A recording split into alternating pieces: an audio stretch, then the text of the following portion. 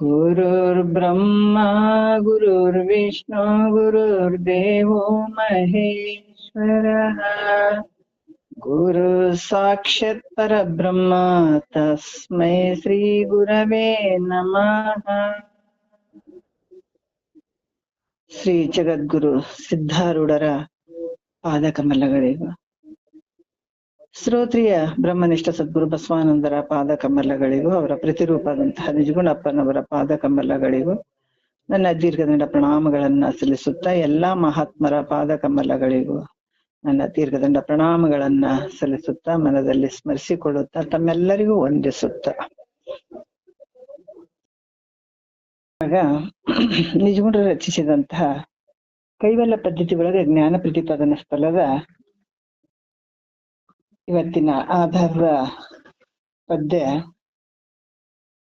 15ನೆಯ ಪದ್ಯ ನಾವು ನೋಡ್ತಾ ಇದ್ದೀವಿ. ಜಾಣ್ರು ಯಾರು ಅನ್ನುವಂತ ವಿಚಾರವನ್ನ ಹೇಳ್ತಾ ಇದ್ದಾರೆ. ಯಾಕಂದ್ರೆ ಇಲ್ಲಿ ಜಾಣರಲ್ಲಿ ಜಾಣ, ಜಾಣರ ದೇವ ಅಂತ ಹೇಳ್ತಾ ಇದ್ದಾರೆ ಅವರು.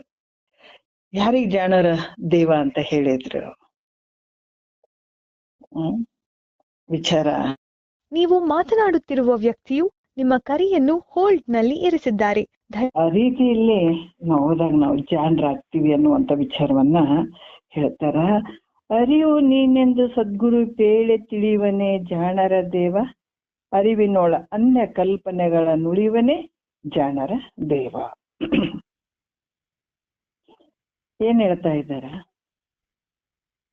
ಅರಿವಿನ ಸ್ವರೂಪ. ಯಾಕಂದ್ರ ಶಿಷ್ಯ ಬಂದು ಗುರುವಿನ ಪಾದಕ್ಕ ಶರಣಾಗತನಾದಾಗ ಎಲ್ಲರಿಗೆ ಭಾವ ಬರಂಗಿಲ್ಲ. ಅದು ಜನ್ಮ ಜನ್ಮಾಂತರ ಒಂದು ಪುಣ್ಯದ ಫಲದಿಂದ, ನಿಷ್ಕಾಮ ಒಂದು ಪುಣ್ಯದ ಫಲದಿಂದನೇ ಈ ವಿವೇಕ ಉದಯ ಆಗುವಂಥದ್ದು. ಯಾಕಂತಂದ್ರ ಆ ಭಾವ ಮನಸ್ಸಿನಲ್ಲಿ ಉದಯ ಆಯ್ತು. ಎಷ್ಟು ಈ ಭವಸಾಗರ ಅನ್ನುವಂಥದ್ದು ಎಷ್ಟು ದುಃಖದಿಂದ ಐತೆ. ನಮಗ್ ಮೊದಲ ಪ್ರಶ್ನೆ ಅರ್ಥ ಆದಾಗ ಉತ್ತರವನ್ನ ಬರ್ಲಿಕ್ಕೆ ಸಾಧ್ಯ ಆಗ್ತದ. ಪ್ರಶ್ನೆನೇ ಅರ್ಥ ಆಗ್ಲಿಲ್ಲ ಅಂದ್ರೆ ಉತ್ತರ ಎಲ್ಲಿ ಬರೆಯಕ್ಕಾಗ್ತದ? ಬಹಳ ಕಷ್ಟ. ಯಾಕಂದ್ರೆ ಕೊನೆ ಸಂದರ್ಭದಲ್ಲಿ ಪ್ರಶ್ನೆ ಅರ್ಥ ಆದ್ರೂ ಕೂಡ ನಮ್ಗ ಉತ್ತರ ಬರೆಯಕ್ಕೆ ಟೈಮ್ ಇರಂಗಿಲ್ಲ. ಆ ಒಂದು ಪುಣ್ಯದ ಫಲದಿಂದಾನೇ ನಮಗ್ ಬೇಗ ಪ್ರಶ್ನೆವನ್ನ ಅರ್ಥ ಮಾಡ್ಕೊಳಕ ಸಾಧ್ಯ ಐತಂದ್ರೆ ಅದು ಪುಣ್ಯದ ಫಲನೇ ಅಂತ ಅನ್ಕೊಳ್ಬೇಕು. ಅದಕ್ಕ ಇಲ್ಲಿ ಮಹಾತ್ಮರು ಸದ್ಗುರುವಿಗೆ ಶರಣಾಗತನಾಗಿ, ಅಪ್ಪ ಈ ಭವಬಂಧನ, ಈ ಜನನ ಮರಣ ಅನ್ನುವಂಥ ದುಃಖ ಬಹಳಷ್ಟು ಕಷ್ಟ ಐತೆ. ಇದರಿಂದ ನಾನು ಯಾವಾಗ ಪಾರಾಗ್ಲಿ, ಹೆಂಗ್ ಪಾರಾಗ್ಬೇಕು ಅನ್ನುವಂಥ ವಿಚಾರದಲ್ಲಿ ಕೇಳಿದಾಗ ಸದ್ಗುರು ಹಲವಾರು ವಿಚಾರಗಳನ್ನ ತಿಳಿಸ್ತಾ ಬರ್ತಾನೆ. ಅವಾಗ ಅರಿವು ನೀನೆಂದು ಸದ್ಗುರು ಪೇಳಿ, ಸದ್ಗುರು ಏನ್ ಹೇಳ್ತಾನ? ನೀನ್ ಅರಿವಿನ ಸ್ವರೂಪನೇ ಇದೆ, ನಿನಗೆ ಹುಟ್ಟಿಲ್ಲ, ಸಾವಿಲ್ಲ, ಅಂತ ಪರಬ್ರಹ್ಮ ಸ್ವರೂಪನೇ ನೀನ್ ಇದ್ದೀಯಪ್ಪ ಅಂತ ತಿಳಿಸಿದಾಗ, ಸದ್ಗುರು ಹೇಳಿದಾಗ, ಅದಕ್ಕೆ ಸದ್ಗುರು ಇದನ್ನೇ ಹೇಳ್ಬೇಕು, ತತ್ವಮಸಿ ವಾಕ್ಯವನ್ನೇ ಹೇಳ್ಬೇಕು. ಈಗ ಕರ್ಮ ಮಾಡಂಥವ್ರಿಗೆ ಫಸ್ಟಿಗೆ ಹೋಗಿ ಕೂತ್ಕೊಂಡಾಗ ಈ ವಿಹಿತ ಗುರು ಅಂದ್ರ ಇದನ್ನೇ ಬೋಧನೆ ಮಾಡ್ತಾ ಇರ್ತಾನಲ್ಲ, ಅವಾಗ ಕೆಲವರಿಗೆಲ್ಲ ಅನಿಸ್ತದ ಏನ್ರಿ, ಯಾಕಂದ್ರ ಎಲ್ಲರಿಗೂ ಈ ತತ್ವಮಸಿ ವಾಕ್ಯ ಕೇಳಕ್ ಆಗಿರಂಗಿಲ್ಲ. ಈ ವಾಕ್ಯಗಳು ಬಡಿಬೇಕಂದ್ರೂ ಕೂಡ ಅದು ಪುಣ್ಯದ ಫಲನೇ. ಅದು ಹೇಳ್ತಾರ, ಇಲ್ಲರಿ ನೀನೇ ಪರಮಾತ್ಮ ಅಂತ ಅಂದ್ಬಿಡ್ತಾರ ಗುರುಗಳು. ಅದು ಹೆಂಗ್ರಿ ನಾನು ಪರಮಾತ್ಮ ಆಗ್ತೀನಿ ಅಂತ ಏನಾದ್ರೂ ಹಂಗ ಅನ್ಸಿದಾಗ ಸತತ ಶ್ರವಣ ಮಾಡಕ್ ಶುರು ಮಾಡ್ಬೇಕು. ಹೆಂಗ್ ಪರಮಾತ್ಮ ಅಂತ, ನೀನೇ ಪರಮಾತ್ಮ ಇದ್ದೀಯಾ, ನೀನೇ ಪರಬ್ರಹ್ಮ ಸ್ವರೂಪ ಇದ್ದೀಯ, ನೀನೇ ಅರಿವಿನ ಸ್ವರೂಪ ಇದ್ದೀಯಾ ಅಂತ ಸದ್ಗುರು ಹೆಂಗ್ ಹೇಳಕತ್ತಾರಲ್ಲ, ಏನಿರ್ಬೋದು, ಹೆಂಗಿರ್ಬೋದು ಅಂತ ಅಲ್ಲಿ ಸತತ ಸದ್ಗುರುವಿನ ವಾಕ್ಯವನ್ನ ಕೇಳ್ಕೊಂಡು ಹೋದಾಗ ನಿನಗೆ ಗೊತ್ತಾಗ್ತದ. ಅದಕ್ಕೆ ಸದ್ಗುರು ಹೆಂಗ್ ಹೇಳ್ತಾನ? ಅರಿವು ನೀನೆಂದು ಸದ್ಗುರು ಕೇಳಿ ತಿಳಿವನೇ ಜಾಣರ ದೇವ. ಅದನ್ನ ತಿಳ್ಕೊಳ್ಳುವಂಥವನು, ಅರಿವಿನೊಳ ಅನ್ಯ ಕಲ್ಪನೆಗಳ ನುಳಿವನೇ ಜಾಣರ ದೇವ. ಈ ಅರಿವು ಹೆಂಗೈತೆ ಅಂದ್ರ ಯಾವುದು ಉಪಾಧಿ ಇಲ್ಲ ಇದಕ್ಕ. ನಿರ್ಮಲವಾಗಿರುವಂಥದ್ದು, ಪರಿಶುದ್ಧವಾಗಿರುವಂಥದ್ದು. ಅಲ್ಲಿ ಯಾವ ಒಂದು ಕಲ್ಪನೆಗೆ ಅವಕಾಶನೇ ಇಲ್ಲ ಬೇರೆ. ಅದಕ್ಕೆ ಅನ್ಯ ಕಲ್ಪನೆಗಳನ್ನ ಅಲ್ಲಿ ಮಾಡ್ಲಿಕ್ಕೆ ಅವಕಾಶನೇ ಇಲ್ಲ ಅಲ್ಲಿ. ಅವನ್ನೆಲ್ಲವನ್ನ ಬಿಡುವಂಥದ್ದು. ಯಾಕಂದ್ರ ಹಲವಾರು ಕಲ್ಪನೆಗಳನ್ನ, ಅನ್ಯವನ್ನ ನೋಡಿ ಅದು ನಾನು, ಇದು ಅನಾತ್ಮ ವರ್ಗಗಳನ್ನ ನಾನು ಅನ್ಕೊಂಡು ಕೂತ್ಕೊಂಡು ಹಲವಾರು ಮತವಾದಿಗಳು ಹೇಳಿದಂಥದ್ದನ್ನ ಕೇಳ್ಕೊಂಡು ಹಂಗಾಯ್ತೀನಿ ಹಿಂಗಾಯ್ತು, ಇವೆಲ್ಲ ಗೊಂದಲಗಳಿಗೆ ಇನ್ನು ಸಿಕ್ಕಾಕೊಂಡು ಬಿದ್ದೀವಿ. ಅದಕ್ಕೆ ಅನ್ಯ ಮತವಿಲ್ಲೆಂದೇನೆ ಮೈತ್ರಾದೇವಿ ಕೇಳಿದಂಥದ್ದು. ಸದ್ಗತಿಯನ್ನೇ ಪೇಳನೆಗೆ ಅಮಳಾತ್ಮ ಅಂತ ಹೇಳ್ತಾರೆ. ಅನ್ಯ ಮತವಿಲ್ಲೆಂದೆನಿಪ ಸದ್ಗತಿಯನ್ನೇ ಪೇಳನೆಗೆ ಅಮಳಾತ್ಮ ಅನ್ನುವಂಥದ್ದು, ಇದನ್ನೇ ಕೇಳುವಂಥದ್ದು. ಹಂಗಾಗಿ ಇಲ್ಲಿ ಸದ್ಗುರು ಹೇಳಿದಂತ ವಿಚಾರವನ್ನ ಯಾರು ಅದನ್ನ ಕೇಳಿ ತಿಳ್ಕೊಳ್ತಾರ ಅವರು ಜಾಣರ ದೇವ ಅನ್ನುವಂಥ ವಿಚಾರವನ್ನ ಇಲ್ಲಿ ಹೇಳಿ, ಇವಾಗ ಯಾವುದು ಅಂತಂದ್ರ 3ನೇ ನುಡಿಯಲ್ಲಿ ಏನ್ ಹೇಳ್ತಾರ ನೋಡೋಣ. ಅರಿವೇ ವಿಶ್ವಾಶ್ರಯವೆಂದು ಅನುಕರಿಪನೆ ಜಾಣರ ದೇವ, ಅರಿವಿಲ್ಲದಾಗದೆಂಬುದು ನೂಯಿಸುವವನೇ ಜಾಣರ ದೇವ, ಅರುವಿಸಿಕೊಳ್ಳದೆಂದು ಅನುಮಿಸುವನೇ ಜಾಣರ ದೇವ, ಅರಿವೇ ಸಕಲ ಶಾಸ್ತ್ರ ಮತವೆಂದು ತೋರ್ತಾನೆ ಜಾಣರ ದೇವ. ನೋಡ್ರಿ ಎಷ್ಟು ಅದ್ಭುತವಾಗಿ ಹೇಳ್ತಾರ. ಅರಿವೆ ಅಂತಂದ್ರ ವಿಶೇಷವಾದಂತ ಅರಿವಿದು. ಅದಕ್ಕೆ ಹೇಳ್ತಾರೆ ಇವರು, ಅರಿವು ಮಹಾತ್ಮರು ಹೇಳ್ತಾರ ಸದಾ ಅರಿವಿಲ್ಲೇ ನಡೀತಮ್ಮ ಮುಂದ ಅಂತ ಹೇಳುವಂಥದ್ದು. ಈ ಅರಿವಿನ ಸ್ವರೂಪ ಚಿದ್ರೂಪವಾಗಿರುವಂಥದ್ದು, ಸದ್ರೂಪು ಚಿದ್ರೂಪು ನಿತ್ಯ ಆನಂದ ಪರಿಪೂರ್ಣವಾಗಿರುವಂಥ ಒಂದು ಅರಿವಿನ ಸ್ವರೂಪ. ಈ ಜಗತ್ತು ಏನ್ ತೋರಕತ್ತದ, ದೃಶ್ಯವಾಗಿ ತೋರಕತ್ತದಲ್ಲ, ಈ ದೃಶ್ಯವಾಗಿ ತೋರುವಂಥದ್ದು ಯಾವುದರಿಂದ ಕೂಡಿದ, ನಾಮರೂಪಾತ್ಮಕದಿಂದ ಕೂಡಿದಂತ ಜಗತ್ತಿದು. ಯಾಕಂತಂದ್ರ ಈ ಜಗತ್ತಿಗೆ ಕನಸು ಎಲ್ಲಿ ತೋರ್ತದ? ನಿನ್ನೊಳಗ ತೋರ್ತದ. ನಿನ್ನ ಬಿಟ್ಟು ಅನ್ನೇ ತೋರ್ತದೇನ್ ಜಗತ್ತು? ಕನಸು ನಿನ್ ಬಿಟ್ಟು ಬೇರೆ ಕಡೆ ತೋರಕತ್ತದೇನ? ನಿನ್ನೊಳಗ ತೋರ್ತದ ಕನಸು, ನಿನ್ ಬಿಟ್ಟು ಹೊರಗಡೆ ಇಲ್ವೇ ಇಲ್ಲ. ಅದೇ ರೀತಿ ಕೂಡ ಇಲ್ಲಿ ನಾಮರೂಪಾತ್ಮಕವಾದಂತ ಈ ಜಗತ್ತೇನೈತೆ, ಇದಕ್ಕೆ ಆಧಾರವಾಗಿರುವಂತದ್ದು ಯಾವುದು? ಅರಿವು. ನಿನ್ನ ಸ್ವರೂಪನೇ ಅಂದ್ರ ನೋಡ್ರಿ. ಯಾಕಂದ್ರ ಉಪದಾನ ಕಾರಣವಾಗಿರುವಂತದ್ದು ಯಾವುದು ಘಟಕ್ಕೆ?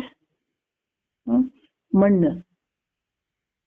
ಯಾಕಂತಂದ್ರೆ ಅಲ್ಲಿ ಯಾವ ರೀತಿ ಮುಖ್ಯ ಕಾರಣ ಯಾವುದು?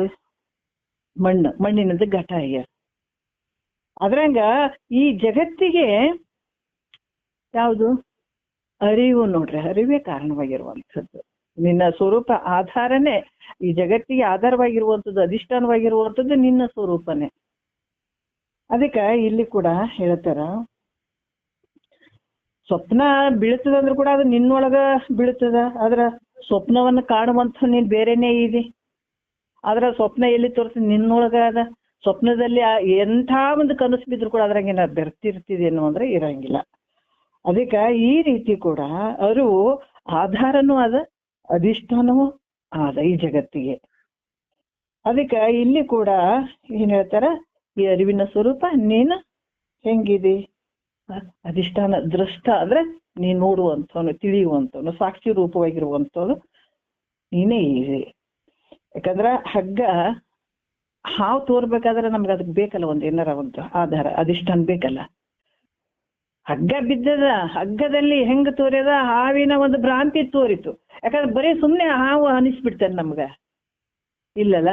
ಹಗ್ಗ ತೋರಿದ್ಮೇಲೆ ಅಯ್ಯೋ ಹಾವು ಅನ್ನುವಂಥದ್ದು ಅಲ್ಲಿ ಭ್ರಾಂತಿ ಆಗಿಬಿಡ್ತದಲ್ಲ. ಅದಕ್ಕೆ ಮುಖ್ಯವಾಗಿರುವಂಥದ್ದು ಹಗ್ಗ ಐತೆ. ಯಾವಾಗ ಹಾವಿನ ಭ್ರಾಂತಿ ಹೋಗ್ತದ? ಹಗ್ಗದ ಒಂದು ಜ್ಞಾನ ಆದಾಗ ಹಾವಿನ ಭ್ರಾಂತಿ ಹೋಗ್ತದೆ. ಆದ್ರ ಹಗ್ಗ ಇಲ್ಲದೆ ಹಾವಿನ ಭ್ರಾಂತಿ ಆಗಿಲ್ಲ. ಅದೇ ರೀತಿ ಕೂಡ ಈ ಕಪ್ಪೆ ಚಿಪ್ಪಿನಲ್ಲಿ ಬೆಳ್ಳಿ ಭ್ರಾಂತಿ ಆದದ್ದು ಕೂಡ ಹಾಗೇನೆ. ಯಾಕೆ ಅಧಿಷ್ಠಾನವಾಗಿರುವಂಥದ್ದು ಕಪ್ಪೆ ಚಿಪ್ ಐತೆ, ಅದರಲ್ಲಿ ಶುಕ್ತಿಯ ಒಂದು ಏನದ ರಜತ, ಶುಕ್ತಿಯಲ್ಲಿ ರಜತ ಕಂಡಂಗ ಅಲ್ಲಿ ಕೂಡ ಭ್ರಾಂತಿ ತೋರಿದಂಗ. ಅದಕ್ಕೆ ನೀನ್ ಇರ್ಲಿಲ್ಲ ಅಂದ್ರೆ ನಿನ್ ಕನಸು ಬೀಳೋದೇ ಇಲ್ಲ ಅಲ್ಲ. ಅದೇ ರೀತಿ ಕೂಡ ಇಲ್ಲಿ ಅಧಿಷ್ಠಾನ ರೂಪವಾದಂತ ಅರಿವಿಲ್ದೆ ಇದ್ರೆ ಈ ಜಗತ್ತು ತೋರ್ತಿರ್ಲಿಲ್ಲ, ಅದು ನಿನ್ನೊಳಗ ತೋರಕತ್ತದ. ಅದಕ್ಕೆ ಈ ರೀತಿಯಾಗಿ ಅಧಿಷ್ಠಾನ ಇಲ್ದೆ ಅದು ಎಲ್ಲಿಯೂ ತೋರಂಗಿಲ್ಲಪ್ಪ. ಅದಕ್ಕೆ ಇಲ್ಲಿ ಕೂಡ ಹೇಳ್ತಾರ, ಕಲ್ಪಿತ ಜಗತ್ತು, ಈ ಕಲ್ಪಿತ ಜಗತ್ತಿಗೆ ಅಧಿಷ್ಠಾನವಾಗಿರುವಂಥದ್ದು ಅರಿವೆ. ಅದರಿಂದ ಅಧಿಷ್ಠಾನ ಅರಿವು ಹೆಂಗದ, ಆಧಾರ ಅಧಿಷ್ಠಾನವಾಗಿರ್ತದಂತ ಇದನ್ನ ಸದ್ಗುರು ಹೇಳಿದಾಗ ನಿಶ್ಚಯವಾಗಿ ಆತ ಯಾರು ತಿಳ್ಕೊತಾರ, ಆತ ಜಾಣರಲ್ಲಿ ಜಾಣ ಅಂತ ಹೇಳ್ತಾರ. ಇದನ್ನ ನಿಶ್ಚಯವಾಗಿ ತಿಳ್ಕೊಳ್ಬೇಕು. ಯಾಕಂದ್ರೆ ಇದು ಬಹಳ ಮೇಲ್ಮಟ್ಟದ ಜ್ಞಾನ, ಇದು ಸಣ್ಣ ಜ್ಞಾನ ಅಲ್ಲ. ಯಾಕಂತಂದ್ರ ಇದಕ್ಕಿಂತ ಉಳಿದವೆಲ್ಲವೂ ಇದ್ರ ಬಗ್ಗೆ, ಯಾಕಂದ್ರೆ ಕರ್ಮ ಉಪಾಸನೆ ಇವೆಲ್ಲ ಬರ್ತವೆ. ಯಾಕಂದ್ರೆ ಜ್ಞಾನ ಅನ್ನುವಂಥದ್ದು ಮೇಲ್ಮಟ್ಟದ್ದಿದು. ಹಂಗಾಗಿ ಜಗತ್ತು ತೋರ್ತದಂದ್ರೂ ಕೂಡ ನಿನ್ ಬಿಟ್ಟು ಕಡಕಿಲ್ಲ. ಅದಕ್ಕೆ ಇಲ್ಲಿ ಬಹಳ ಚಂದ ಹೇಳ್ತಾರೆ ನೋಡ್ರಿ, ಜೀವ, ಈಶ್ವರ, ಜಗತ್ತು ಇವ್ಯಾವ್ ನಿನ್ ಬಿಟ್ಟು ಬೇರೆ ಇಲ್ವೇ ಇಲ್ಲಪ್ಪ. ಜಗತ್ತು ತೋರ್ತದೆ ಈಗ, ಯಾಕಂದ್ರೆ ಜಗತ್ತು ತೋರ್ತದೆ, ಎಲ್ಲಿ ನಿನ್ನೊಳಗೆ ತೋರ್ತದೆ. ಮೊದಲು ಏನ್ ಅನ್ಕೊಂಡಿದ್ದಿ, ಜಗತ್ತಿನಲ್ಲಿ ನಾನು ಇದ್ದೀನಿ ಅಂತ ತಿಳ್ಕೊಂಡಿದ್ದಿ. ಇವಾಗ ಗುರು ಮುಖಾಂತರ ಗೊತ್ತಾಗ್ತದ, ಆದ್ರ ಜಗತ್ತು ನನ್ನೊಳಗ ಐತಂತ, ನನ್ನ ಸ್ವರೂಪದಲ್ಲೇ ಐತೆ, ನಿನ್ನ ಸ್ವರೂಪದಲ್ಲೇ ಐತ ಜಗತ್ತು. ನಿನ್ನೊಳಗ ತೋರ್ತದದು. ಹೆಂಗ ಅದು ಹೇಳ್ತಾರೆ. ಯಾಕಂದ್ರ ಕಲ್ಪಿತವಾದಂತಹ ಜಗತ್ತು ನಿನ್ನ ಒಂದು ಆಧಾರದಲ್ಲಿ, ಅಧಿಷ್ಠಾನದಲ್ಲಿ ತೋರುವಂಥದ್ದು.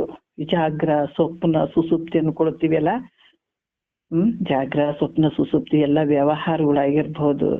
ಈ ಸ್ಥೂಲ ಶರೀರ, ಸೂಕ್ಷ್ಮ ಶರೀರ, ಇವೆಲ್ಲ ಹುಟ್ಟುವಂಥದ್ದು, ಸಾಯುವಂಥದ್ದು, ಇದೆಲ್ಲ ಅದಕ್ಕೆ ನಿಜಗೊಂಡ್ರು ಮೊದಲೇ ಹೇಳ್ಬಿಟ್ರು, ಆರು ನಾನೆಂದು ವಿಚಾರಿಸು, ವಿಷಮ ಸಂಸಾರ ಇದು ಕನಸು ಅಂತ ತಿಳ್ಕೊ ಅಂತ ಹೇಳ್ಬಿಟ್ರು ಅವ್ರು. ಕನಸು ಅಂದಾಗ ಅಲ್ಲೇ ಮುಗಿದೋಯ್ತು. ಪರಮಾನುಭವದಲ್ಲಿ ಇನ್ನೂ ಚಂದ ಬರ್ತಾವ, ಬಹಳ ಚಂದ ಬರ್ತಾವ ನೋಡ್ರಿ. ಏನು ಎಂತೆಂತ ಶಬ್ದಗಳು, ಎಂತೆಂತ ವಾಕ್ಯಗಳು ನಿಜಗೊಂಡ್ರೆ. ಯಾಕಂದ್ರ ಕಲ್ಪಿತ ಪುರುಷ ಅಂತ ಮೊದಲೇ ಹೇಳ್ಬಿಟ್ರ ಅವ್ರು. ಮುಂದೆ ನೀ ಏನಾರ ಮಾಡ್ಕೊ, ನೀ ಮಾಡುವಂಥವ್ನು, ಹುಟ್ಟುವಂಥವ್ನು ಯಾರಿದೆ, ನೀ ಕಲ್ಪಿತ ಪುರುಷ ಅಂತಾನೆ ಹೇಳ್ಬಿಟ್ರ ಅವ್ರು. ಅಂದ ಕಲ್ಪಿತ ಅಂದ್ರೆ ಏನ್, ಸತ್ಯ ಏನು ಅಂದ್ರೆ ನಿತ್ಯವಾಗಿರುವಂಥವನತ. ಹಂಗಾಗಿ ಇಲ್ಲಿ ಕೂಡ ಹೇಳ್ತಾರ, ಈ ಜಗತ್ತಿಗೆ ತೋರ್ತದಂದ್ರು ಕೂಡ ಅದು ನಿನ್ನೊಳಗೆ ತೋರ್ತದ. ನಿನ್ನೊಳಗೆ ತೋರ್ತದ. ಅದಕ್ಕೆ ಅಧಿಷ್ಠಾನವಾಗಿರುವಂಥದ್ದು, ಆಧಾರವಾಗಿರುವಂಥದ್ದು ನಿನ್ನ ಸ್ವರೂಪ ಐತಪ್ಪ. ಈ ಅರಿವೆ ಅದಕ್ಕೆಲ್ಲಕ್ಕೂ ಆಧಾರವಾಗಿರುವಂಥದ್ದು ಅರಿವಿನ ಸ್ವರೂಪ ಅಂತ ಕೂಡ ಇಲ್ಲಿ ಹೇಳ್ತಾರ. ಮತ್ತೆ ಅರಿವಿಲ್ಲದಾಗದೆಂಬುದನ್ನು ಊಹಿಸುವನೇ ಜಾಣರ ದೇವ. ಅರಿವು ಇಲ್ಲದೆ ಇದ್ರ, ಅರಿವಿಲ್ಲದೆ ಇದ್ರ ಏನು ಕಾರ್ಯ ಇಲ್ವೇ ಇಲ್ಲ. ಎಲ್ಲಾ ಒಂದು ಆ ಒಂದು ಶಕ್ತಿಯನ್ನೇ ಪಡ್ಕೊಂಡು ಇಷ್ಟೆಲ್ಲ ಕಾಣಕತ್ತಾವ, ಇಷ್ಟು ಜಗತ್ತುಗಳು ತೋರ್ದಂಗಾಗಕತ್ತಾವ. ಅದರಿಂದನೇ ಎಲ್ಲಾನು ನಡೆದಂಥದ್ದು. ಅದಕ್ಕೆ ಇಲ್ಲಿ ಕೂಡ ಹೇಳ್ತಾರ, ಯಾರು ಈ ಅರಿವಿಲ್ಲದೆ ಏನು ಆಗದೆಂದು ನೋಡ್ರಿ, ಯಾರು ಊಹೆ ಮಾಡ್ತಾರ ಅವರು ಜಾಣರಲ್ಲಿ ಜಾಣರ ದೇವ. ಯಾಕಂತಂದ್ರ ಯಾವುದೇ ಜಗತ್ತಿನಲ್ಲಿ ಕಾರ್ಯ ನಡಿಬೇಕಾದ್ರ ಇಲ್ಲೇನ, ಯಾಕಂತಂದ್ರ ಹೇಳ್ತಾರೆ, ಕಾರ್ಯವನ್ನ ಕುರಿತು ವಿಚಾರ ಮಾಡ್ಬೇಕಾದ್ರ ಈ ಕಾರ್ಯದ, ಯಾಕಂದ್ರ ಇದಕ್ ಕಾರಣವಾಗಿರುವಂಥದ್ದು ಇದನ್ನ ವಿಚಾರ ಮಾಡಿದಾಗ ನಮಗ್ ಗೊತ್ತಾಗ್ತದೆ. ಯಾಕಂದ್ರ ಇದಕ್ಕೆ ಜ್ಞಾನ, ಯಾಕಂದ್ರೆ ಘಟ ಜ್ಞಾನ ಇರದೇ ಇರುವಂಥದ್ದು ಘಟ ಕಾರ್ಯ ಆಗೋದೇ ಇಲ್ಲ. ಮೊದಲೇನು ಜ್ಞಾನ, ಇಲ್ಲಿ ಕೂಡ ಇಚ್ಛಾಶಕ್ತಿ, ಕ್ರಿಯಾಶಕ್ತಿ, ಜ್ಞಾನ ಶಕ್ತಿ ಅನ್ನುವಂಥದ್ದು ಮೂರು ಬರ್ತದೆ. ಅವಾಗ ಫಸ್ಟ್ ನಾವೇನೋ ಒಂದು ಚಿತ್ರ ಇಳಿಸ್ಬೇಕಾಗಿತ್ತು ಅಂತಂದ್ರ ಮೊದಲು ಅದು ಎಲ್ಲಿ ಬರ್ತದ, ನಮ್ಗ ಆ ಜ್ಞಾನ ಆಗ್ತದ ಫಸ್ಟ್. ಯಾಕಂತಂದ್ರ ಆ ಜ್ಞಾನ, ಆ ಒಂದು ಚಿತ್ರದ ಒಂದು ಜ್ಞಾನ ನಮ್ ತಲೆಯಲ್ಲಿ ಬರ್ತದ.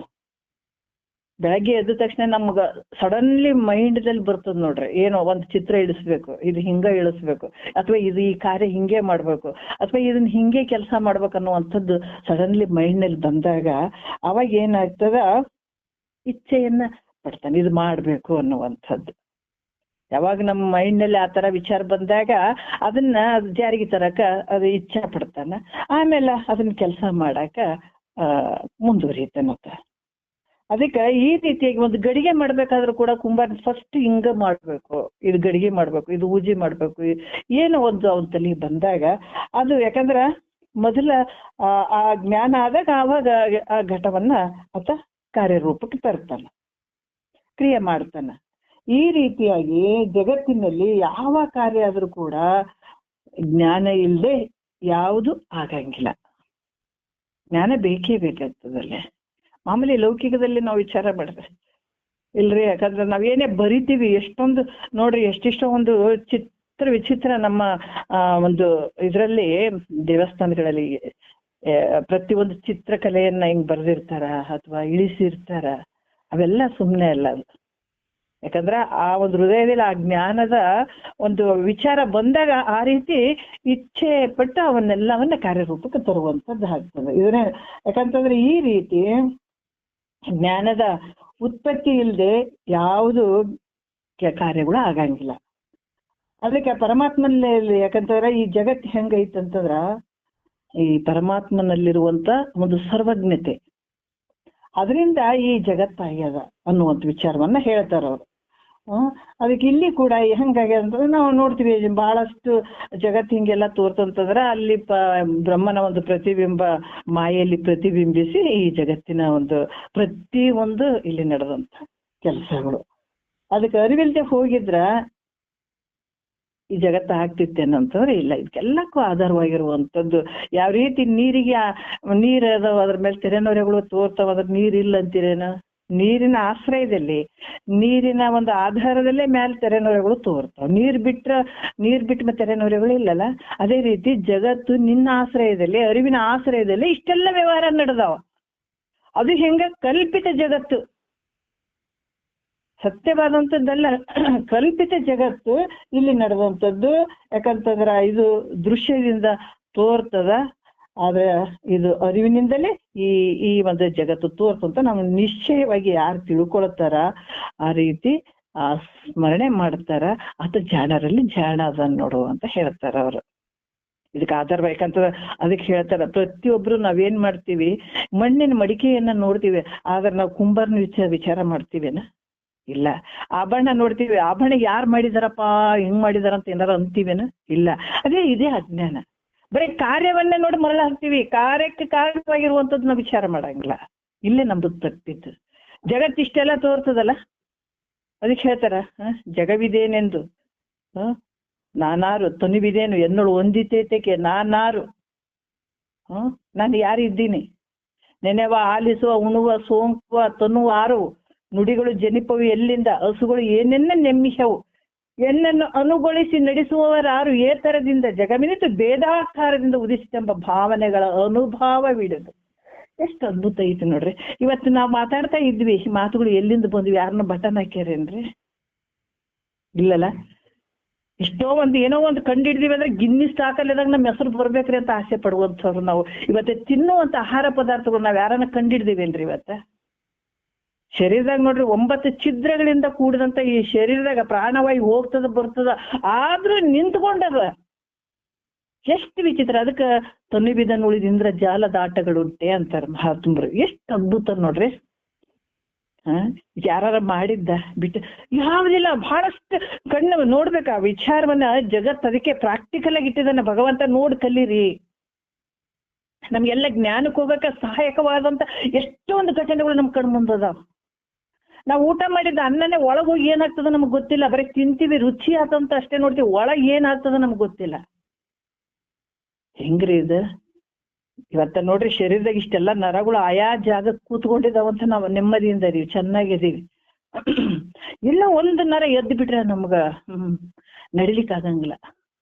ಅಸ್ತವ್ಯಸ್ತ ಆಗ್ಬಿಡ್ತದೆ ಈ ಶರೀರ. ಎಷ್ಟು ಅಂದವಾಗಿ ಇವತ್ತು ನೆಮ್ಮದಿಯಿಂದ ಕೂಡ್ತೀವಿ, ನಿಂದಿರ್ತೀವಿ, ಮಾತಾಡ್ತೀವಿ. ಹೆಂಗಿರ್ಬೋದು? ಅದಕ್ಕೆ ಇದೆಲ್ಲ ನಡೆದದ್ದು, ಇದಕ್ಕೆಲ್ಲ ಆಧಾರವಾಗಿರುವಂಥದ್ದು ಅಧಿಷ್ಠಾನ ರೂಪವಾಗಿರುವಂಥದ್ದು ಅರಿವಿನ ಒಂದು ಶಕ್ತಿ. ಅದರಿಂದನೇ ಇಷ್ಟೆಲ್ಲ ತೋರದಂಗ ಆಗಕತ್ತದ. ನೋಡ್ದಾಗ ಅದು ಕೂಡ ಕ್ರಮ ನೋಡ್ರಿ, ಕ್ರಮ ಇಲ್ಲಿ ಕೂಡ ಹಿಂಗೆ ಇರ್ಬೇಕು, ಹಿಂಗೆ ನಡಿಬೇಕು, ಹಿಂಗೆ ಅನ್ನುವಂಥದ್ದು ಕ್ರಮ.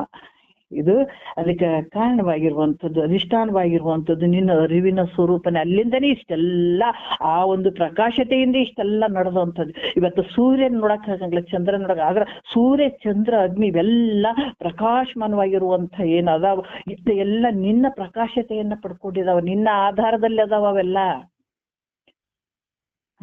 ಬೇರೆ ಎಲ್ಲಿಲ್ಲಪ್ಪ ನಿನ್ನೊಳಗ. ಅದಕ್ಕೆ ಹೇಳ್ತಾರ, ನೀತಿಗಳೆದು ಕಾಯ ಕರಣ ಕಾರ್ಯಗಳ ಭೂತ ಕಾರಣ ಪಂಚ ಕವನುಳಿದು ಕೆಲವೊಂದು ಹೇಳ್ತಾರಲ್ಲ.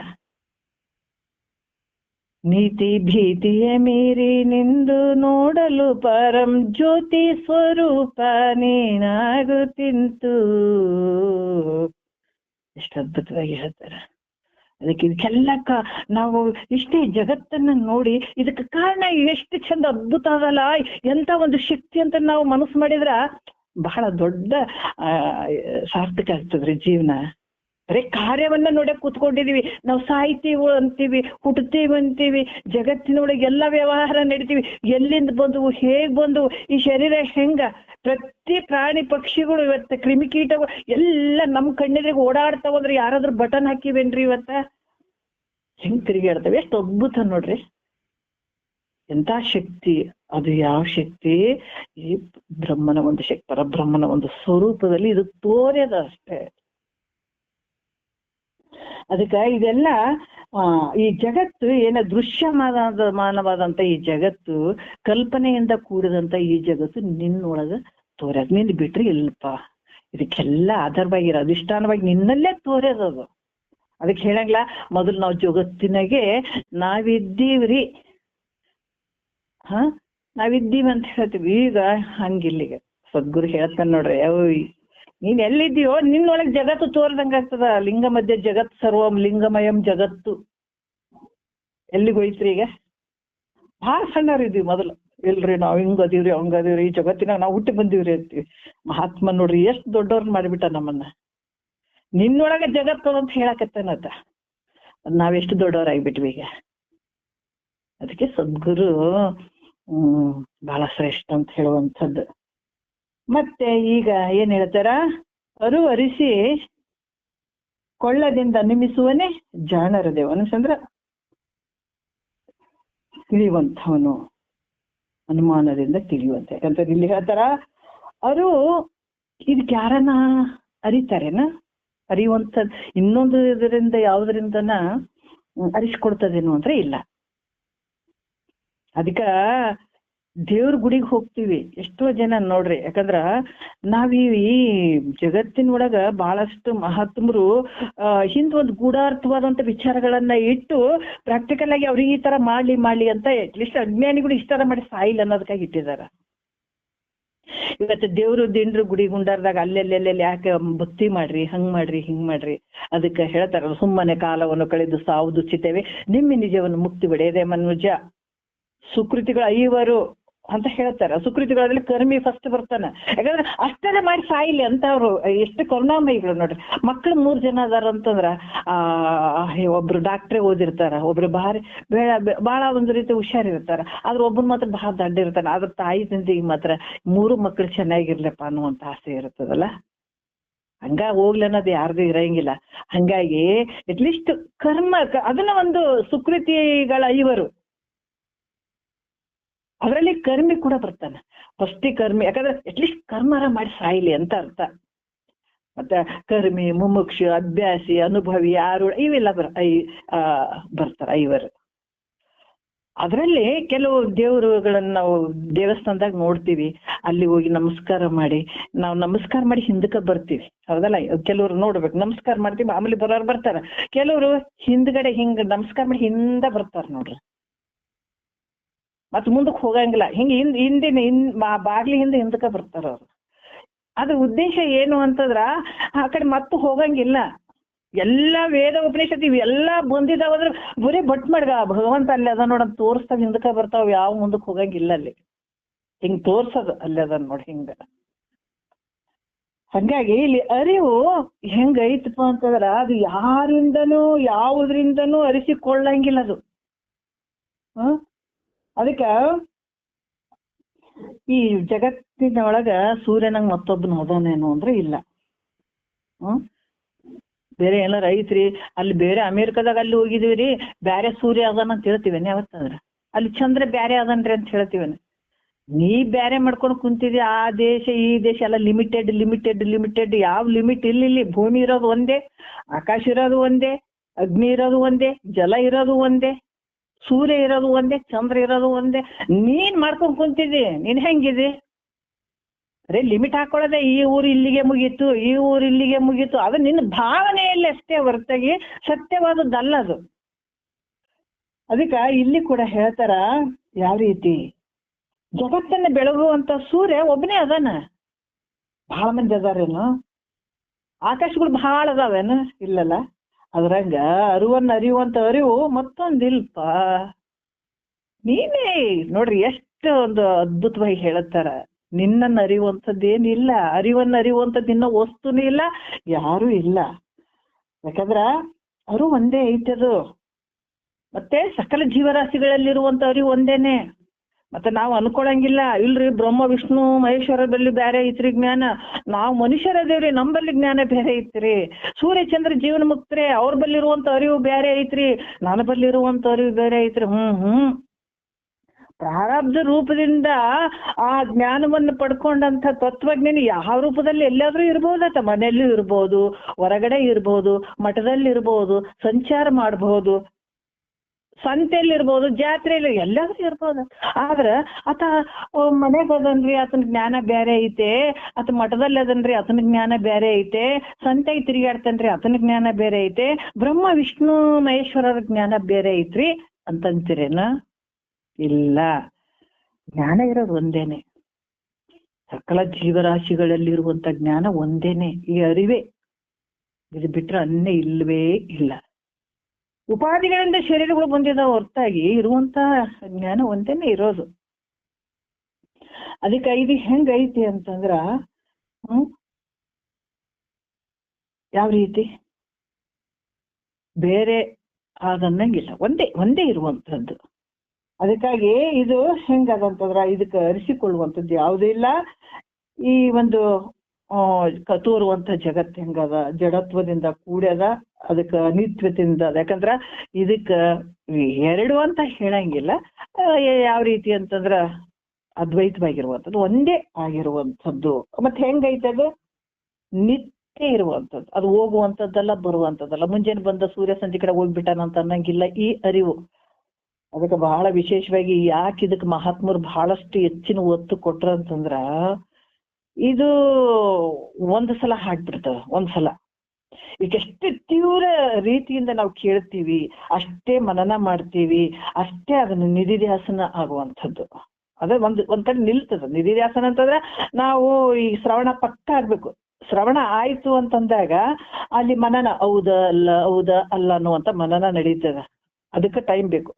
ಅದಕ್ಕೆ ಈ ಜ್ಞಾನ ಆಗುವ ಮಟ್ಟ ಇಲ್ಲಿ ಸ್ವಲ್ಪ ನಾವು ಹೆಂಗ ಒಂದು ಗಿಡ ಹಾಕ್ಬೇಕಾದಾಗ ಈ ದನ ಕರಗಳಿಂದ ಅದನ್ನ ಸ್ವಲ್ಪ ರಕ್ಷಣೆ ಮಾಡ್ಬೇಕಾಗ್ತದೆ. ಯಾಕಂದ್ರೆ ಸಣ್ಣ ಗಿಡ ಇರ್ತದೆ, ಬೆಳೆಯಕ್ಕೆ ಅವಕಾಶ ಕೊಡಂಗಿಲ್ಲ, ತಿಂದು ಬಿಡ್ತಾವಂತ. ಅದಕ್ಕೆ ನಮ್ಗಳ ಪರಿಸ್ಥಿತಿ ಹೆಂಗಂದ್ರ, ಯಾವಾಗ ನಾವು ಗುರು ಮುಖಾಂತರ ಶಾಸ್ತ್ರ ಶ್ರವಣ ಮಾಡ್ತೀವಿ ಅವಾಗ ಅಜ್ಞಾನಿಗಳಿಂದ ಸ್ವಲ್ಪ ದೂರ ಇರ್ಬೇಕಂತ ಹೇಳ್ತಾರೆ ಮಹಾತ್ಮರು. ಯಾಕೆ ಹೇಳ್ತಾರಂದ್ರ, ಅವು ಬರೀ ಯಾಕಂದ್ರೆ ಜ್ಞಾನಕ್ಕೆ ಹೋಗೋರು ಎಲ್ಲೋ ಅಪರೂಪ ಇರ್ತಾರ. ಇದಕ್ಕೆ ಪಾಪ ವಿವೇಕ ಆಗಿರ್ತದೆ, ಸ್ವಲ್ಪ ಬಂದಿರ್ತದೆ. ಯಾವ ಸತ್ಯ ಮಿಥ್ಯ ಯಾವ್ದನ್ನ ತಿಳ್ಕೊಳ್ಬೇಕು ಗುರು ಮುಖಾಂತರ ಅಂತ ಇದಕ್ಕೆ ಸ್ವಲ್ಪ ತಲೆಗೆ ಬಂದಿರ್ತದ. ಇವು ಸುತ್ತಮುತ್ತ ಅಜ್ಞಾನಿಗಳು ಇರ್ತಾವ. ಬಾ ಅದೇನ್ ಕೇಳಿದ್ರೆ ಏನ್ ಮಾಡ್ತಿದ್ವಿ, ಅದ್ರಲ್ಲಿಂದ ಏನಾಗ್ತದ, ಬಾ ಒಂದ್ 4 ಮಾತಾಡಮಂತ ಅವು ಇವೆಲ್ಲ ಮಾತಾಡಿ ತಮ್ಮಂಗ್ ಮಾಡ್ಕೋತಾವು. ಅದಕ್ಕಾಗಿ ಇಲ್ಲಿ ಏನಂದ್ರ ಆ ಒಂದು ಸವಸ ಬೇಡ.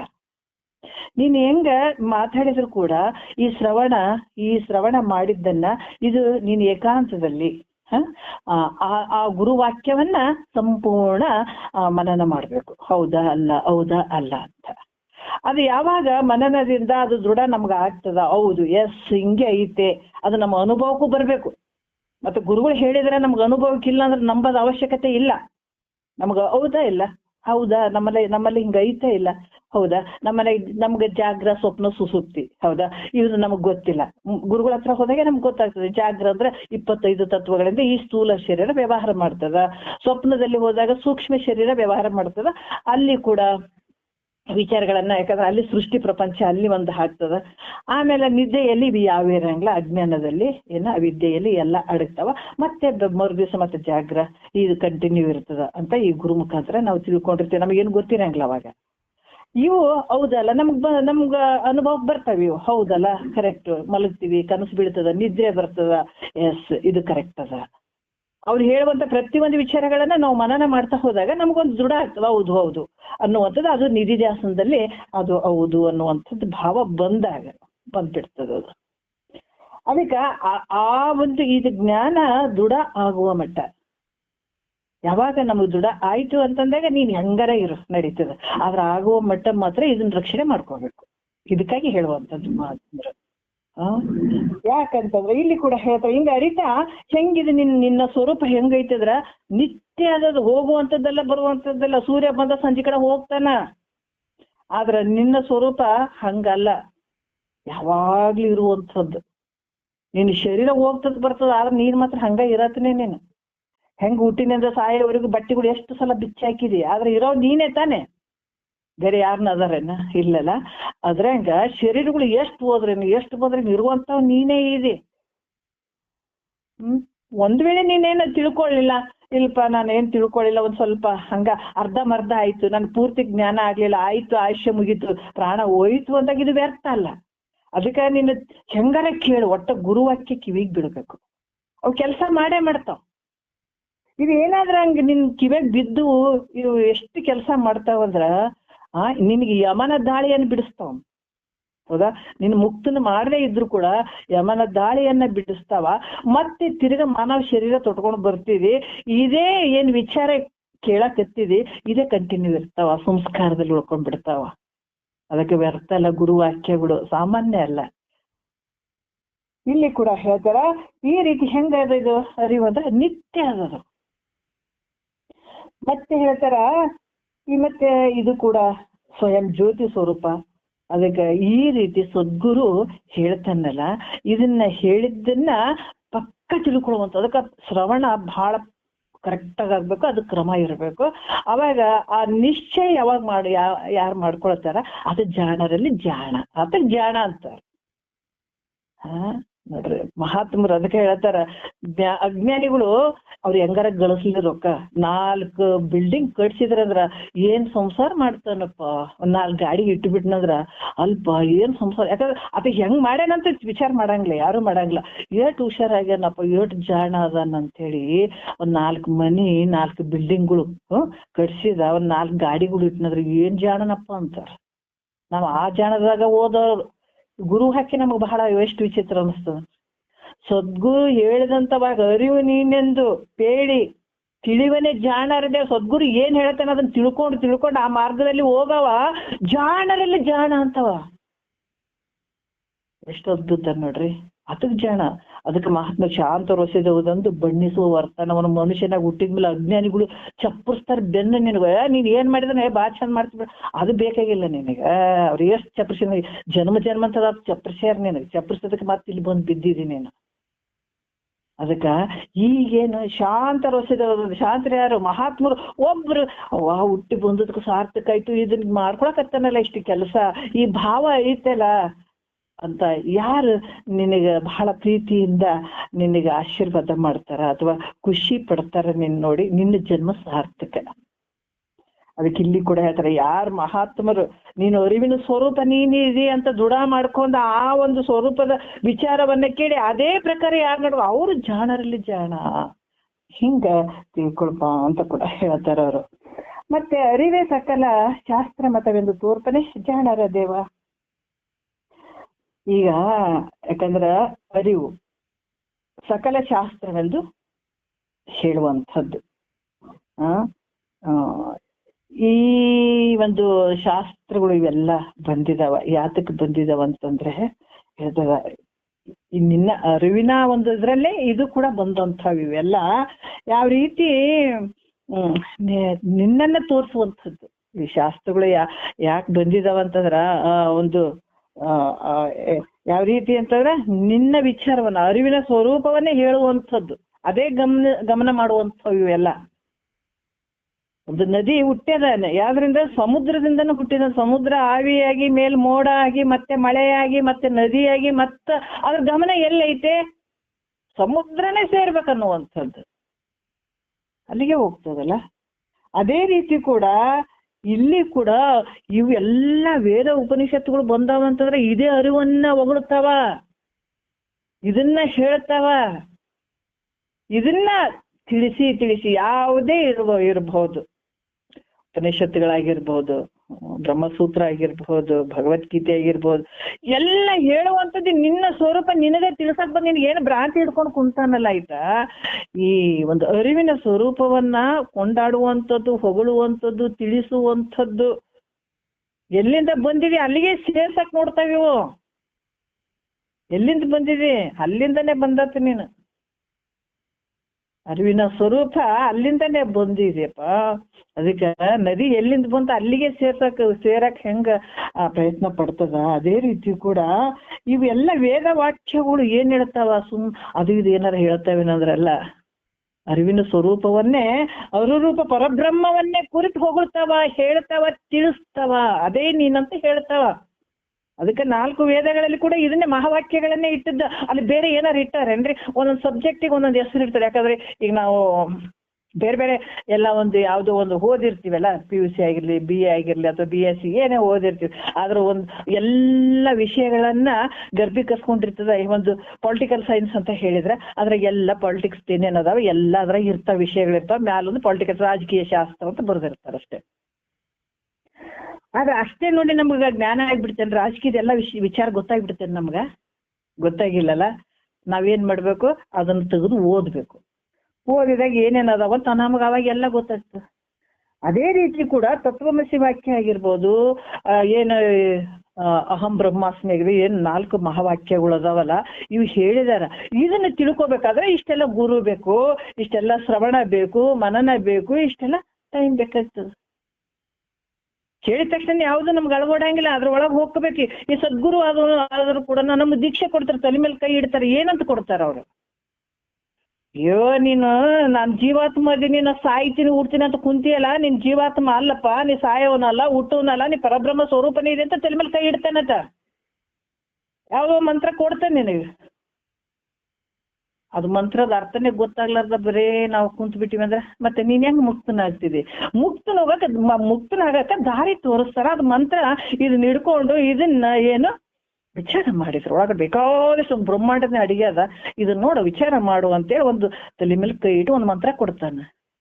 ಅದನ್ನ ತಿಳಿಸುವಂಥದ್ದು ಇವೆಲ್ಲ ಶ್ರವಣ ಮಾಡುವಂಥದ್ದು. ಏನ್ ಬೇರೆ ಏನು ಹೇಳಿಲ್ಲ ಸದ್ಗುರು. ಏನ್ ಮಂತ್ರದ ವಿಚಾರಗಳು ಇದ್ರಲ್ಲಿ ಅದಾವ. ಅದಕ್ಕೆ ಮಹಾವಾಕ್ಯಗಳು ಇದನ್ನೇ ಹೇಳಿದವು. ನೀನೇ ಅದಕ್ಕೆ ನೀ ಎಲ್ಲಿಂದ ಬಂದೆ ಅಲ್ಲಿಗೆ ಸೇರ್ಸಂತ ಕೆಲಸನೇ ಇಲ್ಲಿ ನಡೀತದೆ.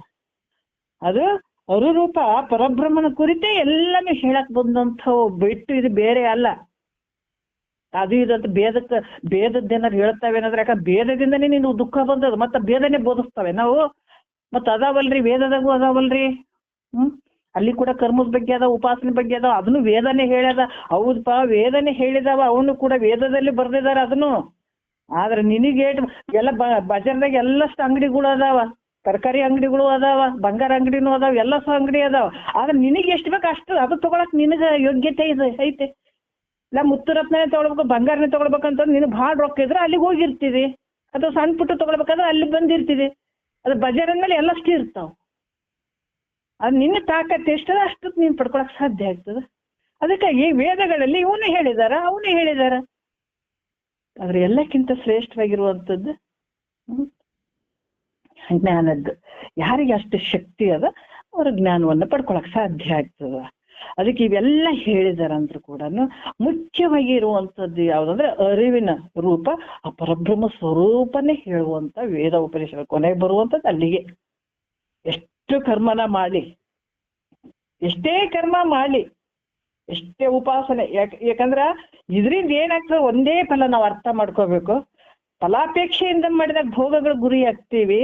ನಿಷ್ಕಾಮ ಪುಣ್ಯದ ಫಲ ಏನಾರ ನಮ್ಗಿತ್ತು ಅಂತಂದಾಗ ಅದರಿಂದ ಎಷ್ಟೇ ಹುಟ್ಟಿನ ಸಾಯವರೆಗೂ ಜಪ ತಪಗಳನ್ನ ಕರ್ಮಾದಿಗಳನ್ನ ಮಾಡಿದ್ರು ಕೂಡ ಇರೋದು ಒಂದೇ ಒಂದು ಫಲ ಅಂದ್ರ ಅಂತಕಣ ಶುದ್ಧ ಆಗುವಂಥದ್ದು. ಗೊತ್ತಾಗಿಲ್ಲ, ಅದು ಶುದ್ಧ ಐತಂದ್ರೆ ಜ್ಞಾನಕ್ಕೆ ಬರುವಂಥದ್ದು. ಮತ್ತೆ ಅದು ಶುದ್ಧ ಆಗ್ಯದಂದ್ಮೇಲೆ ಮುಕ್ತರಂತಲ್ಲ. ಮತ್ತೆ ತಿರ್ಗಾ ಗುರುವಿನ ಹತ್ರನೇ ಬರಿಬೇಕು, ಶಾಸ್ತ್ರ ಶ್ರವಣನೆ ಮಾಡ್ಬೇಕು, ಮನನನೆ ಮಾಡ್ಬೇಕು, ನಿಧಿಧ್ಯಾಸನ ಮಾಡ್ಕೊಂಡು ಅವಾಗ ಆಗುವಂಥದ್ದು. ಈ ರೀತಿಯಾಗಿ ಇವೆಲ್ಲನು ಏನ್ ಹೇಳ್ತಾವ ಅಂತಂದ್ರ ಶ್ರುತಿ ವಾಕ್ಯಗಳು ಇವೆಲ್ಲನು ಆ ಪರಬ್ರಹ್ಮ ಸ್ವರೂಪದನ್ನೇ ಹೇಳ್ತಾವ ಅನ್ನುವಂಥದ್ದನ್ನ ಇಲ್ಲಿ ಕೂಡ ಹೇಳ್ತಾರ. ಮತ್ತೆ ಈಗ ಇದನ್ನ ಯಾರು ಈ ಶಾಸ್ತ್ರಗಳಿಂದ ಸದ್ಗುರು ಮುಖಾಂತರ, ಮತ್ತೆ ಶ್ರೋತ್ರಿಯ ಬ್ರಹ್ಮನಿಷ್ಠ ಸದ್ಗುರು ಮುಖಾಂತರ, ಮತ್ತೆ ಸದ್ಗುರು ಹೇಳಬೇಕು, ಪ್ರಾಮಾಣಿಕ ಹೇಳಬೇಕು. ಆಯ್ತಾ? ಯಾವುದೇ ಒಂದು ಪ್ರಾಮಾಣಿಕ, ಯಾಕಂದ್ರೆ ಪ್ರಸ್ಥಾನ ತ್ರಯಗಳು ಅಂತ ಅದಾವಲ್ಲ, ಯಾವುದು ಬ್ರಹ್ಮಸೂತ್ರ ಆಗಿರ್ಬೋದು, ಉಪನಿಷತ್ ಆಗಿರ್ಬೋದು, ಭಗವದ್ಗೀತೆ ಆಗಿರ್ಬೋದು, ಇವೆಲ್ಲವನ್ನ ಈ ಶಾಸ್ತ್ರಗಳಿಂದ ಏನ್ ಹೇಳ್ತಾರ ಇದನ್ನ ಕೇಳಿ ತಿಳ್ಕೊಂಡು ಆ ಒಂದು ಅರಿವಿನ ಸ್ವರೂಪನೇ ನಾನು ಇದ್ದೀನಿ ಅಂತ ನಿಶ್ಚಯ ಯಾರು ಮಾಡ್ತಾರೆ ಅವ್ರು ಜಾಣರಲ್ಲಿ ಜಾಣ ಅನ್ನುವಂಥ ವಿಚಾರವನ್ನ ಇಲ್ಲಿ ಹೇಳ್ತಾರೆ. ಮತ್ತೆ ಈಗ 4ನೇದ ಒಂದು ನುಡಿ ನೋಡೋಣ. ಅರಿವೇ ತ್ರಿಪುಟಿಗಾದಿ ಎಂದು ಲಕ್ಷಿಸುವನೇ ಜಾಣರ ದೇವ, ಅರಿವನ್ನು ತನ್ನ ಕಣ್ಣೋಳು ಕುರು ಹಿಡಿಯುವನೇ ಜಾಣರ ದೇವ, ಅರಿವೇ ವಿಷಯ ಫಲರೂಪೆಂದು ನೋಡ್ಪನೆ ಜಾಣರ ದೇವ, ಅರಿವೇ ಸತ್ಕ್ರಿಯೆಗಳಿಗೆ ಹಸುವೆಂದು ಬಿಡದವನೇ ಜಾಣರ ದೇವ ಅನ್ನುವಂಥದ್ದು ಇಲ್ಲಿ ಒಂದ್ ಸ್ವಲ್ಪ ಇದು ಒಂದು ನುಡಿ ನೋಡ್ಬಿಡೋಣ, ಮ್ಯಾಲಿನ ಒಂದು ಲೈನ್ ನೋಡ್ಬಿಡೋಣ. ಅರಿವೇ ತ್ರಿಪುಟಿಗಾದಿ ಎಂದು ಲಕ್ಷಿಸುವನೇ ಜಾಣರ ದೇವ ಅಂತ ಒಂದು ವಿಚಾರ ಹೇಳ್ತಾರೆ ಇಲ್ಲಿ. ಯಾಕಂದ್ರ ಅರಿವು ತ್ರಿಪುಟಿಗಳು ಅಂತಂದ್ರ ಇಲ್ಲಿ ಯಾವುವು ಅಂತ ವಿಚಾರ ಬರ್ತದ. ತ್ರಿಪುಟಿಗಳು ಅಂತಂದ್ರ ಇಲ್ಲಿ ಏನ್ ಹೇಳ್ತಾರ ಅವರು, ಆಧ್ಯಾತ್ಮ, ಆದಿದೈವ, ಆದಿಭೂತ ಅನ್ನುವಂಥದಕ್ಕೆ ತ್ರಿಪುಟಿ ಅಂತಾರ ಇಲ್ಲಿ. ಇವು ತ್ರಿಪುಟಿಗಳು ಅಂತ ಹೇಳಿಸ್ಕೊಳ್ತಾವ. ಯಾಕಂತಂದ್ರ ಅವ್ರ ರೂಪ ತಾನೇ ತ್ರಿಪುಟಿಯನ್ನು ಕೂಡ ಅರಿತಾನತ, ತ್ರಿಪುಟಿಗಳನ್ನು ಕೂಡ ತಾನೇ ಅರಿತಾನ ಅನ್ನುವಂಥದ್ದು. ಯಾಕಂತಂದ್ರ ಅಧಿದೈವ ಮತ್ತೆ ಆಧ್ಯಾತ್ಮ ಮತ್ತೆ ಅಧಿಭೂತ. ಇಲ್ಲಿ ಏನ್ ಹೇಳ್ತಾರ, ಆಧ್ಯಾತ್ಮ ಅನ್ನುವಂಥದ್ದು, ಅಧಿದೈವ ಅನ್ನುವಂಥದ್ದು, ಅಧಿಭೂತ, ಇವು ತ್ರಿಪುಟಿಗಳು ಅದ್ರ ಒಂದಿರದೇ ಇದ್ರ ಕೆಲಸಗಳು ಆಗಂಗಿಲ್ಲ. ನಾವೇನೇ ಕೆಲಸಗಳನ್ನ ಮಾಡ್ಬೇಕಾದ್ರೆ ಇವು 3 ಇರಲೇಬೇಕು. ಇಂದ್ರಿಯ ಇರ್ಬೇಕು. ಇಂದ್ರಿಯ ಅಂತಂದ್ರೆ ಏನು, ಈಗ ನಮಗ ನೋಡಿ ಇದು ಆಧ್ಯಾತ್ಮ, ಇಂದ್ರಿಯಗಳು, ನಮ್ಗೆ ಕಿವಿ ಐತೆ, ಇದು ಆಧ್ಯಾತ್ಮ, ಕಿವಿ ಐತೆ, ಇದೊಂದು ಸಾಧನ ಐತೆ, ಹೌದಲ್ಲ? ಹೆಂಗಂತಂದ್ರ ಅಧಿದೈವ ಅಂದ್ರೆ ಇದ್ರೊಳಗ ಒಂದು ದೇವತೆ ಇರ್ಬೇಕು. ಅದಕ್ಕೆ ನಾವೊಂದು ಒಂದು ಒಂದು ಹುಲ್ಲು ಕಡ್ಡಿ ಎತ್ತಿಡ್ಬೇಕಾದ್ರ ಆ ಭಗವಂತನ ಅಪ್ಪಣೆ ಆಗ್ಬೇಕ್ರಿ ಅಂತ ನಾವ್ ಯಾಕೆ ಹೇಳ್ತೀವಿ ಅಂದ್ರ, ನಾವ್ ಏನೇನು ಎಲ್ಲ ಕೆಲಸಗಳನ್ನ ಮಾಡ್ತೀವಿ ಅದ್ರ ಹಿಂದ್ಗಡೆ ದೇವತೆಗಳು ಅದಾರ ಸಹಾಯ ಮಾಡಾಕ. ಇಲ್ಲಿ ಏನ್ ಹೇಳ್ತಾರ, ಇಲ್ಲಿ ಇವು ತ್ರಿಪುಟಿಗಳು ಅಂತ ಹೇಳ್ತಾರ. ಇಲ್ಲಿ ಕೂಡ ಪಂಚ ಜ್ಞಾನೇಂದ್ರಿಯಗಳಾಗಿರ್ಬೋದು, ಸ್ತೋತ್ರ, ತೊಕ್ಕು, ಜುಂವ, ಗ್ರಹಣ, ನೇತ್ರ, ಪಂಚ ಕರ್ಮೇಂದ್ರಿಯಗಳು, ವಾಕ್, ಪಾಣಿ, ಪಾದ, ಗುಹ್ಯ, ಗುದ ಅಂತನ್ನುವಂಥದ್ದು. ಆಮೇಲೆ ಅಂತಃಕರಣಗಳು 4. ಇಲ್ಲಿ ಕೂಡ ಮನ, ಬುದ್ಧಿ, ಚಿತ್ತು, ಅಹಂಕಾರ. ಇವು ಟೋಟಲ್ ಎಷ್ಟದು 14 ಇಂದ್ರಿಯಗಳು ಆಗ್ತಾವ. ಇವುಗಳಿಗೆ ಇವು ತಾವೇ ಕೆಲಸ ಮಾಡ್ತಾವನಂದ್ರೆ ಇದಕ್ಕೆ ಅಧಿದೇವತೆಗಳು ಬೇಕು ಹಿಂದ್ಗಡೆ, ಅವು ಸಹಾಯ ಮಾಡ್ತಾವ. ಈಗ ನಾವು ಕಿವಿ ಕೇಳ್ತಾವ, ಮತ್ತೆ ಇವಕ್ ಮತ್ತೆ ವಿಷಯಗಳು ಬೇಕು. ಇವುಗಳಿಗೆ ಹೆಂಗದಾವ ಅಂತಂದ್ರ ಮತ್ತೆ ವಿಷಯಗಳು, ಅಧಿಭೂತ ಅಂತನ್ನುವಂಥದ್ದು ವಿಷಯಗಳು ಬರುವಂಥದ್ದು. ಇವೆಲ್ಲವುಗಳನ್ನ ಇದರಿಟ್ಟು ಅರಿಯುವಂತ, ಯಾಕಂದ್ರೆ ಇದು ಕಿವಿ ಐತೆ ನಮ್ಗ, ಇದ್ರ ಹಿಂದ್ಗಡೆ ಅಧಿದೈವ ಆದ ದಿಶಾ, ಅದ್ರ ದಿಕ್ಕು ಅಂತ ಕೂಡ ಹೇಳ್ತಾರೆ. ಈ ಶ್ರೋತ್ರಕ್ಕೆ ಹಿಂದಿದ್ದು ನಮ್ಗೆ ಕಿವಿ ಕೇಳಕತ್ತಿದಂದ್ರೆ ಯಾರ ಸಹಾಯ ಅಂದ್ರ ಆ ದಿಕ್ಕು ಅಥವಾ ದಿಶಾ ಅನ್ನುವಂಥ ದೇವತೆಯ ಸಹಾಯ ಅದ ನಮ್ಗಿಲ್ಲಿ ಹಿಂದೆ ಕೇಳಾಕ. ಅದೇ ಇದಕ್ಕೆ ವಿಷಯ ಯಾವುದು, ಶಬ್ದ. ಅದಕ್ಕ ಇಲ್ಲಿ ಶಬ್ದ ಇರ್ಲಿಲ್ಲ, ಅಧಿಭೂತ ಇರ್ಲಿಲ್ಲ ಅಂದ್ರೂ ಕೂಡ ಕೆಲಸ ಆಗಂಗಿಲ್ಲ, ಶಬ್ದ ಇರ್ಬೇಕು, ನಮ್ಗೆ ಕೇಳಕ್ ಆಗ್ತದೆ. ಈಗ ನಮ್ಗ ಕಿವಿ ಅದ, ಈ ಗುರು ವಾಕ್ಯ ನಾವು ಕೇಳಕತ್ತೀವಂದ್ರೆ ಈ ತ್ರಿಪುಟಿಗಳು 3 ಬೇಕು ನಮ್ಗ. ಹೆಂಗಂತಂದ್ರ ಇಲ್ಲಿ ಇಂದ್ರಿಯ ಐತೆ, ಏನು ಆಧ್ಯಾತ್ಮ ಅಂತಂದ್ರೆ ಸ್ತೋತ್ರ, ಕಿವಿ ಐತೆ, ಆದ್ರ ಅಧಿದೈವ ಇರ್ಲಿಲ್ಲ ಅಂತಂದ್ರೆ ಅಲ್ಲಿ ಕೆಲಸ ಆಗಂಗಿಲ್ಲ. ಅಧಿದೈವ ಇರ್ಬೇಕಲ್ಲಿ ಹಿಂದ್ಗಡೆ, ದೇವತೆ ಇರ್ಬೇಕು. ಆಮೇಲೆ ವಿಷಯ, ಶಬ್ದ, ಇವು 3 ತ್ರಿಪುಟಿಗಳಿಗೆ ಇರ್ಬೇಕಾಗ್ತದೆ. ಅದಕ್ಕೆ ಸ್ತೋತ್ರಕ್ಕ ದಿಶಾ, ಸ್ತೋತ್ರ ಅಂದ್ರ ಆಧ್ಯಾತ್ಮ, ಅಧಿದೈವ ಅಂದ್ರ ದಿಕ್ಕು, ಯಾವ್ದಕ್ಕ ಇದಕ್ಕ ಯಾರಿಗೆ ಸ್ತೋತ್ರಕ್ಕ, ಆಮೇಲೆ ಶಬ್ದ, ವಿಷಯ. ಆಮೇಲೆ ಇದೇ ರೀತಿ ಈ ಸ್ಪರ್ಶ ಮಾಡುವಂಥದ್ದು, ಈ ತ್ವಚ ಅಂತಂದ್ರೆ ಈ ಚರ್ಮ, ಅದಕ್ಕ ಅಧಿದೇವತ ಯಾರು, ವಾಯು. ಮತ್ತೆ ಇದಕ್ಕೆ ಸ್ಪರ್ಶ ಮಾಡುವಂಥದ್ದು ವಿಷಯ. ಈ 3 ತ್ರಿಪುಟಿಗಳು ಅಂತ ಹೇಳಿಸ್ಕೊಳ್ತದ. ಈ ಕಣ್ಣು ನೋಡ್ಬೇಕಾದ್ರ ಈ ಚಕ್ಷು ಕಣ್ಣು, ಇದಕ್ಕೆ ಅಧಿದೇವತ ಸೂರ್ಯ, ಮತ್ತೆ ಇದಕ್ಕೆ ವಿಷಯ ರೂಪ. ಮತ್ತೆ ಜೀವ ಅಂತ ಅಂದ್ರೂ ಕೂಡ ಇದಕ್ಕ ಜೀವ, ಇದ್ ನಾಲಿಗೆ ಇದು ಐತಲ್ಲ, ಇದಕ್ಕ ಇಂದ್ರಿಯ, ಇದು ಇಂದ್ರಿಯ. ಇರುವಂಥದ್ದು ಆಧ್ಯಾತ್ಮ. ಆಮೇಲೆ ಇದಕ್ಕ ದೇವತಾ ಯಾವುದು ಅಂದ್ರೆ ವರುಣ. ಆಮೇಲೆ ವಿಷಯ ಯಾವುದು ರಸ ಆಗುವಂಥದ್ದು. ಗ್ರಹಣ ಕೂಡ ಹಾಗೇನೆ. ಗ್ರಹಣ ಅಂದ್ರೆ ವಾಸನ ಮೂಗು. ಇದಕ್ಕ ಯಾರು ದೇವತೆ ಯಾರು ಅಶ್ವಿನಿ ಕುಮಾರ. ಆಮೇಲೆ ಇದು ವಿಷಯ ಯಾವುದು ಗಂಧ ಅನ್ನುವಂಥದ್ದು. ಇದೇ ರೀತಿ ಕೂಡ ಇಂದ್ರಿಯಗಳು ಯಾವುದಕ್ಕ ಆಧ್ಯಾತ್ಮ ಇದು ವಾಕ್ ಮಾತಾಡುವಂಥದಕ್ಕ ಇದಕ್ಕೆ ಅಧಿದೇವ ಅಗ್ನಿ ದೇವ ಇದ್ದಾಗ ನಾವು ಮಾತಾಡಕ್ ಆಗ್ತದೆ, ಇಲ್ಲಾಂದ್ರೆ ಮಾತಾಡಕ್ ಆಗ್ತಿರ್ಲಿಲ್ಲ. ಆಮೇಲೆ ಇದಕ್ಕೆ ವಚನ ಮಾತಾಡುವಂಥದ್ದು ಒಂದು ಶಬ್ದ ವಿಷಯ.